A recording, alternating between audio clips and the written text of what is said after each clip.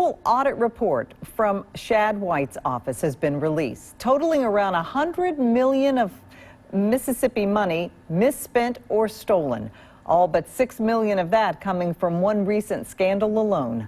12 News' Alex Love is live with us in studio to break down the latest report. Alex?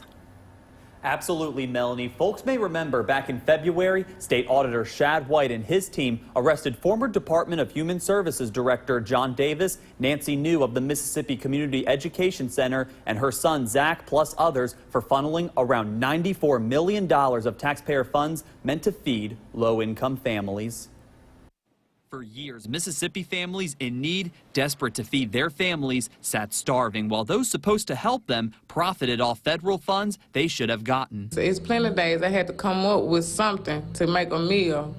I had to try to get out and get whatever I can get to make sure my kids had a meal. I go around to food pantries. I go to We Go Christ Ministries. The latest audit report lays out 15 different occasions where former DHS Director John Davis and Dr. Nancy New took TANF funds using the money for themselves and to hire lobbyists, plus distributed to alleged corrupt grantees. TANF has a law around it, and it has a set of regulations around it. And if you spend TANF money on things that contradict that law, it's illegal spending, and that money is going to be questioned in the audit. Just a few examples was Dr. Nancy New using $6 million to fund the curriculum and supplies for her new Summit schools, plus over $150,000 spent on 3 new vehicles for her family, and even paying off a speeding ticket using money meant for needy families.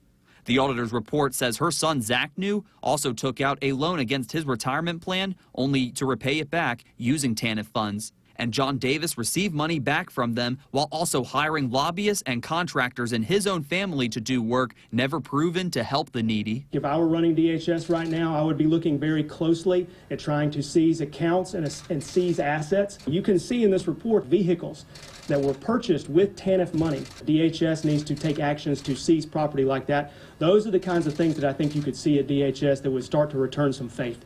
If the embezzlement case is proven true, the federal government could come down hard on Mississippi, like cutting aid to programs or forcing the state to pay fines. But Auditor White assures beneficiaries don't have to worry. If the TANF grant was cut by a certain amount, the feds would probably also couple that with a requirement that the state put in extra money to make sure that the actual families are not hurt. In some cases, subgrantees to this scandal may not have been aware that the money they were handed was illegally obtained, which could prove their innocence. A couple of those, for example, include the University of Southern Miss and Favre Enterprise.